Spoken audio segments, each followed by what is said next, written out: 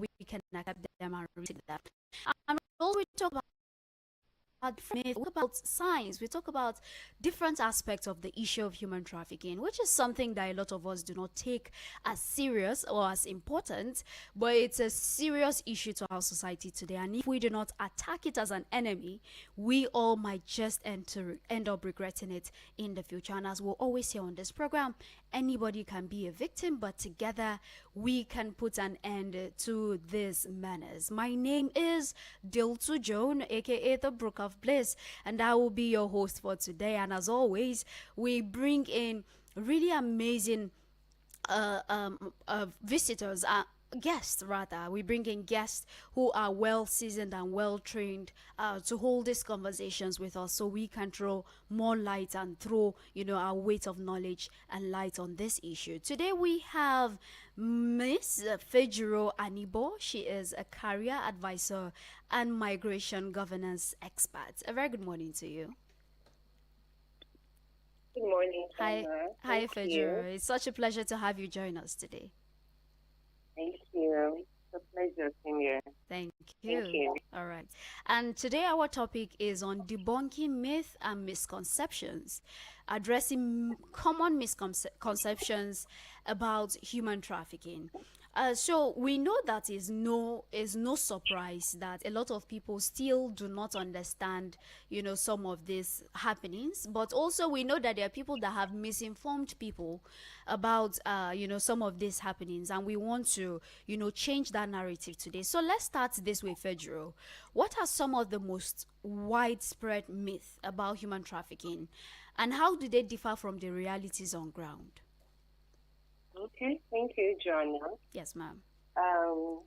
Okay, so we know, or I'll assume that we know that human trafficking, when we're talking about human trafficking, like, people don't really understand, like, how dangerous, how big the issue is. People are like, oh, trafficking, and then they just like, trafficking, they just read it off. And it's really surprising that some persons don't even know anything about trafficking as huge as it is.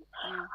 And of course, some persons are news about trafficking, talking about trafficking. There are just some assumptions or some myths or how people view trafficking, and like, if trafficking wants to take place, this is how it follows. This is just the regular, or they just have like these assumptions like about trafficking. But there are some misconceptions about trafficking that are not true. Okay. And one of these is some persons believe that for trafficking to take place, like, there has to be an adoption, like, you have to be forced, right? Like, a child is walking on the street, the mother sends the child, go and walk, and then child is walking on the street, and then one nice uncle will just meet the child, like, hey, how are you? How you doing? And all those kind of things, and then just like manipulate the child and just carry the child off the street and all that. But that's not always true. Human traffickers, they have like different ways they can use to get their victims. So it's not always force that they use. Another myth is when you're talking about trafficking, human trafficking, the first thing that comes to people's mind is, oh, sex trafficking, commercial sex work. Oh, they don't carry these girls good dudes, they don't traffic these girls. So people always assume that it's only for sex. So most times they always think that women and young girls are mostly the victims. But no, in the reality is trafficking is not only about commercial sex work. We also have labor trafficking. People can be trafficked for labor, trust me. And it's not only women and children that can be victims of trafficking. Men can be victims. Young guys, like young boys, can be victims of trafficking. And when I also talk about trafficking, people are also looking at it has to be like illegal industries, like you go to the casino, you go to the cartel, you go to like commercial sex house, right? This kind of illegal place. People think that is where you find trafficked victims. No, trust me, there are trafficked victims all around you. And if you don't know the science, you won't even know. Mention the industries, and I'll get you that there are victims there in the church. In the hospital, just mention it. So when we're looking at, if people don't understand that is a misconception, that you can find, even your next door neighbor can be abhorring a victim. You just can't know. So if people don't understand this misconception, right, people don't even know where to look at. When it's happening around them, they don't even know how to call for help or how to intervene. Another misconception that people can also have about trafficking is trafficking can only happen in the third world country, in quotes. Trafficking is not true. Trafficking can happen even in international countries. In the US, mentioned Canada, you see traffic there. And one very important point is when we're talking about trafficking, people also think that in the way they carry you cross border, it cannot happen within Nigeria. I'll shock you that NACTIV released the report, National Agency for the Prohibition of Trafficking in Persons. They released the report, and in the report they said that 61% of traffic victims are internal, happening in Nigeria, while 39% happen across border. Oh, wow. So there are more cases, right? Yeah. There are more cases happening here in Nigeria than outside the country. So most time we put our attention to what is happening outside. There, people that are trafficked outside, or are not looking what is happening here. So these are some of the myths and misconceptions that people have about trafficking. This is really scary because usually, just like you said, we throw a lot of attention to what's happening outside, and we're forgetting that it can happen right within and right close to us, which brings me to the next question. Now, most times when they talk about traffickers, we make it look as if it's a stranger coming from somewhere promising you a green life and a better future. But they are family members, they are acquaintances and trusted people that have led people into trafficking. So why is that always the stereotype, and what role do family members and acquaintances and sometimes trusted figures play in trafficking cases from your experience? Okay. There is this Nigerian saying that is the dog no fit chop your own pikin. Abi. What does that mean? That someone is very close to your parents cannot hurt you, they cannot harm you. That's what it means, Abi. Yeah. But that is not true. From experience, we've seen people, of course, like the example I made, your mama saying me, you go off, you can't carry something for it, you go off, and then you met son or uncle, and then first girl. It has to be somebody that you don't know, because we so believe those around us, right, our close ones, we so believe them that they can't hurt us. But it will shock you that the easiest way to even get to somebody is through their close ones. Absolutely. So it's even easy for your family member to come and tell you that, oh, Fedro, let me use myself as example. Oh, Fedro, you finished school, Abi, you don't have job. There is this very juicy job offer, like this job opportunity in so place. You would trust the person because the person is your close, is a family member. Yeah. So, I would say family members actually give, or those close around us actually give this false sense of trust. So we have this false sense that we can trust them. And then, of course, again, don't forget that they are close to us. They know us. They know you. Yeah. And what traffickers are looking for is, they are looking for where you are vulnerable. They just look for at this point, you're vulnerable. You're looking for a job. You're vulnerable. You're a young lady, you're a young man, you're lonely, you need romantic partner. You won't marry, Abi. So they are looking for all of this vulnerability. And who is better to know all of these things than somebody that is close to you, right? Yeah. So it's easier for people close to you to traffic, to be involved in this. I remember of the case that one time I was kind of involved in. I knew about this case happened in Edo State, and the auntie came from abroad and told the sister, oh, let me carry your child abroad, the opportunity, blah, blah, blah, blah, blah. And not only that child, he also wants to carry another girl. So he's carrying a niece and a nephew, right? Yeah. So of course they trust the person. And the last that they heard of the person was, oh, the person has traveled and he touched down, first in the country, and then he touched down, and that was all that was heard about the person. Oh, wow. And since tomorrow, even see the answer and come and give us your back. This is over, I think this happened 2005 or something, and the matter, they're still dragging the matter. Oh, so for that kind of person, right, that is the close family member. So it's not even easy to even, one, suspect them, and two, these people, they know you, they know your vulnerability, and they know how to get to you. So what we're talking about trafficking is, we just have to be careful and look out very well, even within our close circle. So it's not always somebody from outside that can always come, right? Absolutely. Yes. Yeah. It's really important that you even brought out an example because, and you know what, Vejira, I like to think that sometimes we know that these things happen because there have been cases of uncles and aunties around, but nobody is talking about it. Nobody is saying anything. So we'll rather just pretend it's not happening than to actually speak up and say, okay, people around you can also be, instruments of use when it comes to this wicked act. You had mentioned something about a misconception when it comes to victims. You say people always think it's always maybe women and children, and that is a myth, right? So how has that hindered efforts to protect all other vulnerable groups, maybe like other men, other young men, other older men, or older women that people generally won't think they are victims? Okay. So, let me just stay within Nigeria, right? Yeah. So, we live in a society that people think men are strong, or people want to assume men are strong, then they show emotions. Women are vulnerable. Yeah. But sometimes I like to argue that because I have a very strong mother. Trust me, strength and meant everything. She's strong. So I tend to want to differ, argue that sometimes. Yeah. So because we live in that society, right? So when we're giving attention, we're always giving attention to women and children. Women and children. They are vulnerable. They are weak. But there are also men that can be weak. Men too can be vulnerable. While a woman is looking for a job as a young girl, I've graduated and then I'm looking for a job. I don't have a job, right? Yeah.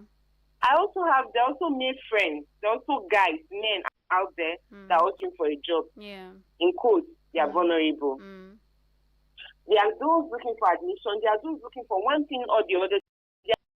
Like women, while women have vulnerability, men also have vulnerability. Absolutely. But we don't tend to even look at that. And because so much attention is placed only on women and children, young girls, we don't look at the aspects of the men, that men too can become victims. So when we are designing intervention programs, right? Yeah. We don't look at the men. When we're raising the awareness, or trying to create awareness about issues like this, we're not looking at the men. Yeah. We tend to look at women and girls, right? Yeah. So these messages are not brought to also the men. So that is also making them feel, not feel the ball, but that is also in a way we are excluding the men. It is such that UNODC actually released a report, a global report on trafficking in 2022. They did their own research, collect data from over 141 over the world, and then in their report on victims of trafficking, it was reported that 42% they are women. That is a lot of number. Yeah. 18% are young girls. 23% were men, 17% were boys. Oh, wow. So that brings the number to total of 60% women, 40% men. So that is still a lot of number. Yeah. But if we're not looking at men too can be victims, and we're just limiting the circles, we're going to be excluding a lot of people, and then we're going to be exposing them and leaving them to the hand of traffickers and the chances of falling victims of trafficking. So that's just a myth that men are strong, women are vulnerable, women can be victims, men cannot be victims. Yeah. That is a misconception, and that is not true. Yeah, I absolutely love, this thing that you've said. We've established a good foundation for many people to understand. And I hope that, people start working on their minds and the efforts they are putting into it. On one of the episodes, we had talked about, how you can... Hello? Hello, can you hear me, Fejiro? Hello? Hello? Yes, can you hear me? Oh, I think the network. Did I get disconnected? So can you hear me now? Okay, yeah, I can hear you now. Okay, sorry, I guess it was the network. Okay, Yes. you know. So I was saying that on an episode where I talked about legal and illegal ways of migrating to another country. So let's talk about how traffickers now are using, or how they are exploiting both legal and illegal migration pathways now. How do they do that? Okay. So I think that in this case, I'd rather use the word regular and irregular, right? Instead of using legal Yeah. and illegal, because if you use the word illegal, sometimes you just end up criminalizing people. Yeah. Okay. Like Okay. you already condemned, you already condemned them already. Okay. Yeah. So we just tend to want to use the word irregular, regular pathways, All right. and irregular pathways. Okay. Okay. Noted. All right. All right. Okay. So traffickers, they are very smart. Yeah. Every day they are coming up. For instance, this is the means, this is the way that we know that traffickers we use to normally recruit their victims. And once that, like when you use pidgin, you say, once that we cast, right? They look for another means, they innovate another way, another approach. Like they are coming up with different ways. So sometimes it's even difficult to even keep up with them. Yeah. Like before you even know they are done with that method and then they're using another method. So looking at the legal pathways, for instance, somebody wants to there could be an opening. You can put an ad for an extra opening. Like you go online, you make your research, and this job actually exists. All these opportunities that they are putting out there actually exist. Yeah. They can put it out there to lure their victims, right? Yeah. And when their victims get to them, like, you know what, we'll process your visa, we'll pay for the flight, accommodation, everything is ready, you just need to be screening, blah, blah, blah, blah, blah. Like, they'll give this very juicy offer, which are following the right procedures. And then when the person gets there, the situation change, and the person found out that, okay, it's not what you told me. I'm coming to that. That's not what I'm coming to do. Or this was not the agreement. You're not paying me well enough. You're forcing me to do a job that I don't want to do. Like, they can deceive you following the regular path. You will do the normal thing. Trust me, you will do the normal thing. Yeah. So that is one way they can follow to exploit the regular path. They can also exploit like policies that are existing, and then they'll take advantage of it. Then if you're talking about the irregular pathways, we know it's not hidden that we've had issues of Nigerians, people going through trying to get to Europe illegally, following in quotes, following the irregular pathways. Some person has to get smuggled and all of that. So these people, they couldn't meet the requirements, or they don't have enough information to know the path to actually follow. So, of course, they fall into the hand of a smuggler, they meet a smuggler, and then the smuggler will, you know what, just pay me this money, and then I'll bring it to Europe. So the agreement is you will smuggle me to Europe, right? That's what the traffickers have told them. But sometimes along the way, they end up being trafficked. They end up being trafficked. So these are these people can actually exploit the regular pathways and irregular pathways. A victim like a smuggling, something that's supposed to be smuggling, right? And then they collect your money, they exploit you, they collect your money. At the end of the day, they'll carry you reach Libya. It's something else. And you will see yourself what you do. And some persons are not to get to Europe, but some are not lucky to get to Europe. So these are some of the things that traffickers can actually use. Exploiting the regular and irregular pathways. Thank you. Before I even, okay, sorry. No, please go ahead. Okay, but I also forget to also mention is, when they're exploiting the regular and irregular pathways, like, let's say, for instance, the trafficker can tell you that, okay, so I'll bring you to Europe, I'll spend this money to bring you here, and all you need to do is to work and pay me within this period of time, right? So that's what we call like something like debt bondage. So they'll just use that to lure you, and then you then come, and then yes, at the end of the day, they're like, okay, they change your tactics, and then you see this person end up paying and not like you just not paying, and it's just never ending, and then they'll threaten you psychologically, use every means and tactics that they have. So you can also use like this debt bondage. We've also had situations of families that maybe they're owing somebody money. Yeah. And they're like, okay, so since you cannot pay me, back. bring this your pikin, make it come work for me. That child can be trafficked, or with that situation whereby children get trafficked by that using this debt bondage. So it's actually a very terrible situation. It is terrible, and it is sad. It is sad that you would think in this time and age, certain things shouldn't be happening, but it seems to even be on the rise, because with all the information we have, it seems that these people are now learning new and more ways to even, incorporate what they are trying to do into our digital systems, into our everyday routines and life. So it begins to look normal, and then people don't even see the need to fight anymore. It becomes a way of life. And so now let's talk about survivors. What role do they play when it comes to debunking these misconceptions about human trafficking? And why is their perspective important and crucial when it comes to interventions and shaping policies that would help us to fight human trafficking? It's very easy. It's very easy for instance, me, that I've never been a victim. I've never been a victim of trafficking. I've not experienced like the actual treatment, how it really feels. Like. I've not experienced it. So if I'm speaking about trafficking, I'll be talking from I've listened to victims, I've listened to them, I've worked with them, I've known them, and all of that. So I'll be speaking from that perspective. But it's actually very different, right? Yeah. It's different when you're hearing like somebody. It's different when somebody that has really experienced it.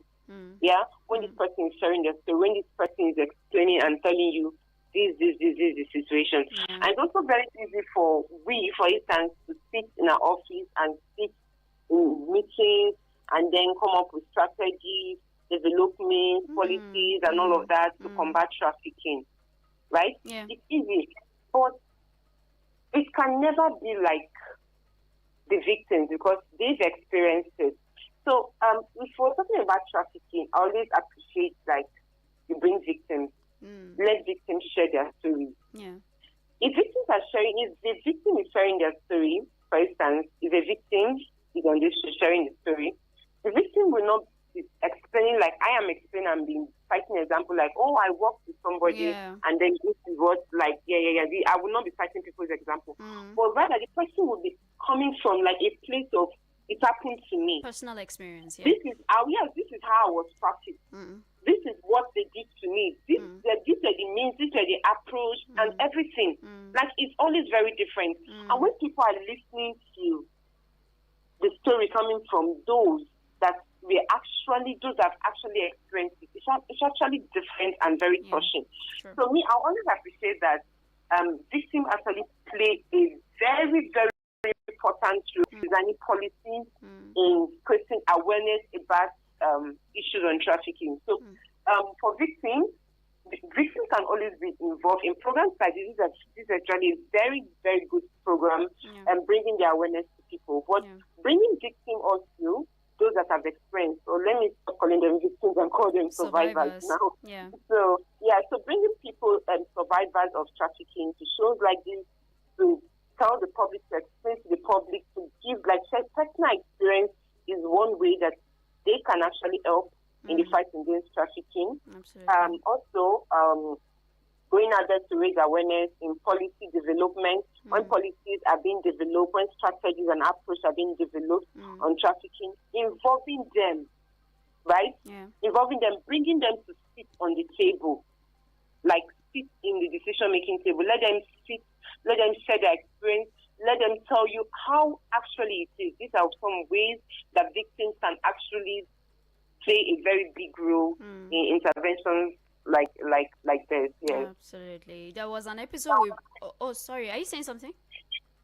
Yes, please. You're done? Yes, yes, Oh, yes. okay. I was saying there was an episode we brought, one of the survivors, and she shared her story. It was such an amazing program that day. I still can never forget. It's been a couple of weeks now. And even the audiences, you could see, people could relate to it and people wanted to know more. And, people sent messages and all of that. So I feel it's really important that we hear voices of people who have gone in and come out. And then when we also have experiences, first-hand experiences, from the point of view of these people, it's easier for us to know the kind of issue we are dealing with. And it's really important we get all hands on deck to ensure that we get the work done. We've been talking to Fejiro Anibo. She's a career advisor and migration governance expert right here on I Wish I Knew radio program and drama. Do you have any final words for us before you leave, ma'am? Okay, thank you. So, while we're bringing us the message of trafficking, we have to look at signs. We have to be very conscious. Yeah. To look at everybody around us. Be very conscious of the environment. Be conscious of your neighbor. Yeah.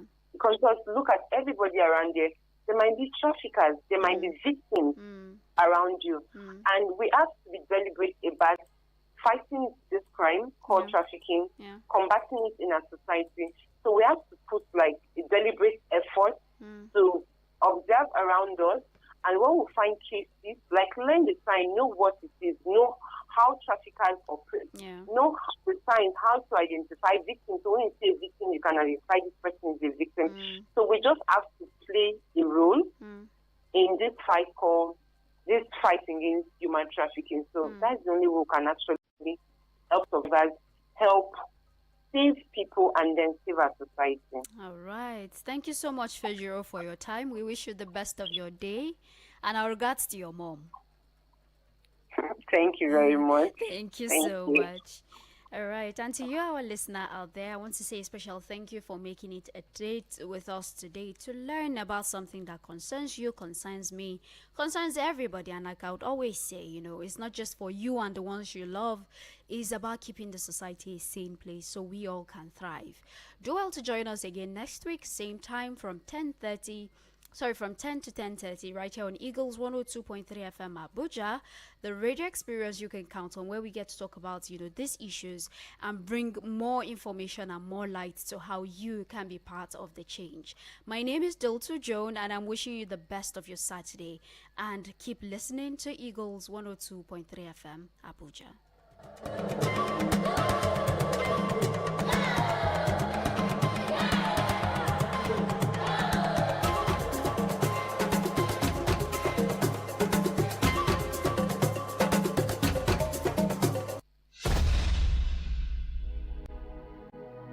Good day, listener, and welcome to this interview.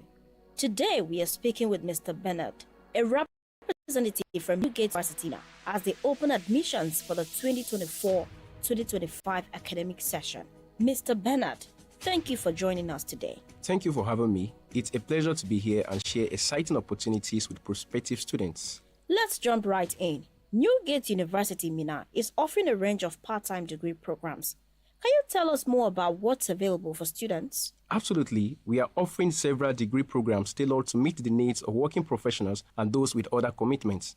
The programs include BSc Accounting, BSc Business Administration, BSc Information and Communication Technology, BSc International Relations, BSc Mass Communication, and BSc Cybersecurity. That's quite an impressive list. For those interested in applying, what are the general requirements? Applicants must meet the general entry requirement of at least 5 credit passes, including English language and mathematics, from no more than 2 sittings. This can be from SSCE, NECO, GCE O-level, NAPTEP, or JAM results. It's important that applicants meet these academic standards to ensure that they are prepared for the course. Great. What about those who already have some qualifications like HND or NCE? Can they apply as well? Yes, absolutely. We also encourage applicants with higher national diplomas, HND, National Certificates in Education, NCE, or National Diplomas, ND, with credit passes to apply. Additionally, applicants with a third-class degree or a past degree from a recognized university are eligible as well. That's good news for many people out there. Now, when can applicants submit their applications? Sales of the admission forms have already commenced and will run until March 15, 2025. The cost is 25,000 naira. An applicant can purchase the forms either at our Abuja liaison office or through our website. We encourage early application to ensure all candidates have enough time to complete their paperwork. Now, for students who may have taken the JAMB exam, is there anything specific they need to do? Yes, JAMB candidates need to generate their JAMB profile code using their phone numbers linked to their NIN. Once that's done, they can log into the JAMB website and generate their registration numbers, selecting Newgate University Mina's part-time program as their choice. That's very helpful information. And how long do the part-time programs take to complete? The part-time degree programs typically last between 4 to 10 semesters, depending on the applicant's entry qualifications. It's designed to be flexible so students can balance their studies with work or other commitments. Now, for those interested, where can they get more information or submit their applications? Applicants can visit our liaison office at Strategic IQ Academy, 64 Kurudu Karishi Expressway, U-Turn, Gidan Mangoro, Abuja, or they can call our offices for more details on 080 55 46 4138 or 070 34 68 56 36. I take the number again, 080 55 46 4138 or 070 34 68 56 36. They can also visit admissions at newgatuniversitymina.edu.ng to apply. Thank you so much, Mr. Bernard, for sharing all this information with us today. We are sure many people will be eager to apply. It's been a pleasure. We look forward to welcoming many new students into our part-time programs at Newgate University Mina. Remember, explore to excel. Absolutely. Make sure to visit Newgate University Mina website or the Abuja liaison office for more details. Don't miss out on this great opportunity for academic advancement.